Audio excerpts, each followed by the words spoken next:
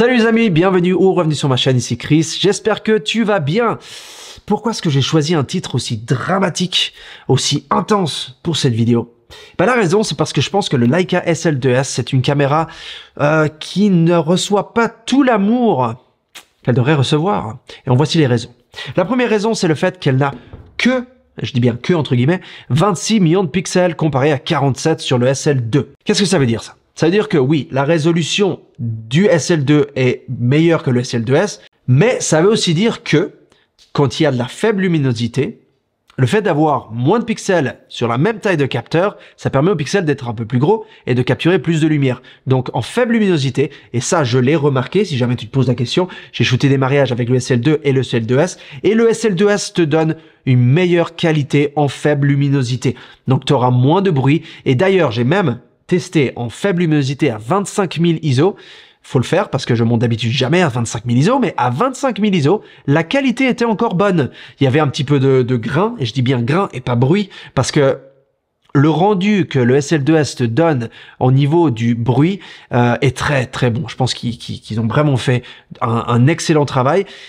Et en fait, il a sa place quelque part, parce que si tu es quelqu'un qui a besoin d'une certaine, on va dire, polyvalence, ça c'est la caméra qui va te donner le plus de polyvalence entre le SL2 et le SL2S. Mais si vraiment tu veux ces mégapixels, ce que tu peux faire, c'est qu'ils ont rajouté la fonction multi-shot, donc multi-photo. Et en fait, si tu mets cette caméra sur un trépied et tu utilises cette option, ce qu'elle va faire, c'est qu'elle va automatiquement en fait photographier 8 photos les unes après les autres. Elle va te créer une photo et ça va te donner une résolution qui monte jusqu'à 96 mégapixels. Donc du coup, si tu es quelqu'un qui photographie par exemple quelque chose, un objet qui ne bouge pas, qui est immobile, ou que tu fais de la photographie de produits, c'est très bien parce que ça va donner une résolution meilleure et le pixel shift en fait c'est une technologie qui te permet d'augmenter la résolution tout en ayant un capteur qui lui n'a pas cette résolution là. Au fait, Leica n'est pas au courant que je fais cette vidéo, donc si jamais tu te dis que peut-être que voilà, non, ils sont pas au courant. C'est vraiment basé sur mon expérience depuis que j'ai acheté cet appareil photo il y a de cela maintenant quelques mois. Je suis vraiment tombé amoureux. D'ailleurs, j'utilise plus les autres marques. J'utilise pas vraiment d'autres appareils photo, même au niveau professionnel de moins en moins. Et je suis vraiment en train d'aller que sur le Leica SL2S. Tu peux interchanger les objectifs, tu peux utiliser des objectifs monture L, donc tu peux t'acheter des objectifs Panasonic, des objectifs Sigma. Il me semble que Samyang vient d'annoncer qu'ils vont aussi créer des objectifs pour Leica. Donc du coup, ça ouvre la porte à beaucoup de choses. En termes de qualité d'image, le fait qu'il y ait moins de mégapixels ne change absolument rien à mes yeux. C'est une résolution qui est juste dingue. Et la qualité est tellement bonne que pour une fois, je peux utiliser les photos sans devoir les traiter. Surtout les photos en noir et blanc avec haut contraste. Donc il y a une option où tu peux mettre en fait un contraste fort dans les noirs et blancs. Et ce que je fais, c'est que j'utilise la compensation d'exposition, je sous-expose, je surexpose, et je regarde dans le VF, qui d'ailleurs a une résolution qui est juste hallucinante, je veux dire c'est imbattable, et les photos que je prends justement avec ce boîtier sont tellement bonnes que j'ai très peu à retoucher, si ce n'est rien du tout. Il y en a certaines en noir et blanc que j'ai juste utilisées telles quelles et j'en suis très content. Une autre chose pour laquelle le SL2S a été créé, c'est la vidéo. Alors, le fait qu'il y ait de nouveau moins de mégapixels, comme je te disais, ça permet d'avoir une meilleure capture, une meilleure absorption, on va dire, de la lumière existante par les pixels. Donc, tu peux shooter des vidéos avec un ISO plus élevé qu'avec le SL2. Tu peux shooter évidemment en 4K, 60 images par seconde, 10 bits, 4:2, jusqu'à RAW par HDMI externe. Je veux dire, tu as vraiment toutes les options et la capacité de vraiment filmer en très haute résolution. J'ai shooté des pubs pour Leica suisse, pour la sortie du M11 monochrome et du Q3. C'est d'ailleurs pour ça que j'ai pris ce modèle-là. Et c'est fabuleux. Les vidéos sont très bonnes. La stabilisation interne, c'est du Panasonic, la collaboration entre les deux.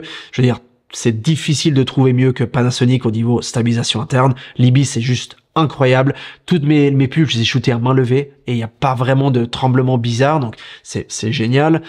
Et le fait que tu puisses switcher et avoir des belles photos et des belles vidéos avec un seul boîtier, ça pour moi c'est hallucinant. Donc si tout d'un coup, je sais pas, t'es en train de faire des photos, t'es en vacances, t'es sur un projet, t'es n'importe quoi, voilà bref, et que tu veux switcher d'un mode à l'autre, tu peux le faire tout en gardant une très bonne qualité. Donc ça, c'est un gros plus. C'est pour ça que je dis, c'est un appareil photo qui a tellement de choses dedans et on n'en parle pas assez à mon avis. En termes de qualité du boîtier, de la résistance, c'est comme le SL2. Excellente qualité, c'est premium, c'est solide, c'est magnifique. C'est un très beau design. Là, le Leica, il est tout noir. Ça, c'est quelque chose que personnellement j'aime bien parce que quand je me balade, c'est pas écrit Leica en gros dessus, il y a juste la petite pastille. D'ailleurs des fois je mets un petit bout de scotch noir par-dessus pour pas qu'on le voit, pour juste que ce soit vraiment inaperçu, même si j'ai pas mal de monde qui vient de me voir pour me demander quel modèle c'est, si c'est le SL2 ou le SL2S, donc ça c'est assez marrant.